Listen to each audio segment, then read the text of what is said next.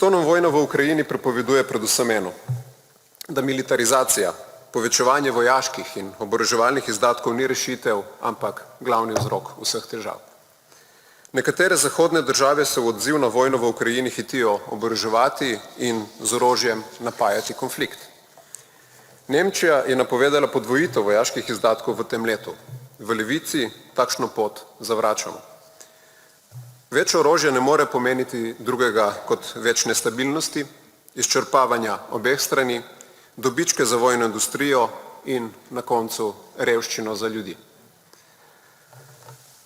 Ukrajini grozi, da zaradi vsestranskega zavračanja diplomacije postane novi Afganistan. Namesto diplomatov, kot kaže, je Zahodu lažje pošiljati orožje. Temu se pridružuje tudi naša vlada. Več orožja pomeni manj socialne, zdravstvene in okoljske varnosti.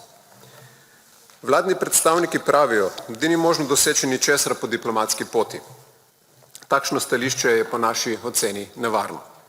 Če se res želimo kaj naučiti iz zgodovine, moramo vztrajati na osnovni predpostavki za dosego konca konflikta. Mirovniški in diplomatski drži za vsako ceno. In odgovornost za prihodnost ni samo v pogovorih z Rusijo, temveč z vsemi. Tudi Združene države se morajo vrniti k sporazumom o raketah srednjega in dolgega dosega, od katerih je odstopil bivši predsednik.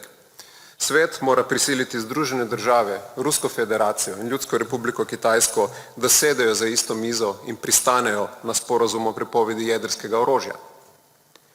Prav enako velja tudi za Ukrajino. Vojne se prej ali slej končajo za diplomatsko mizo.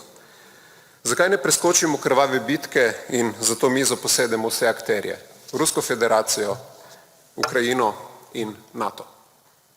Pot k miru ni v orožju. Je v prizadevanju za globalno socialno pravičnost, za demilitarizacijo in boju proti podnebnim spremembam. Ljudje, tako doma kot po celem svetu, potrebujejo kakovostno in dobro plačano delo. Potrebujejo trdno in javno zdravstvo.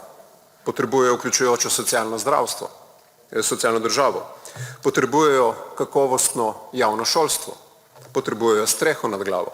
Potrebujejo mesta, v katerih bo možno živeti. Edino blaginja je namreč zagotovilo za trajen mir. Tega jim vojne in niti priprave nanje ne bodo dale nikoli.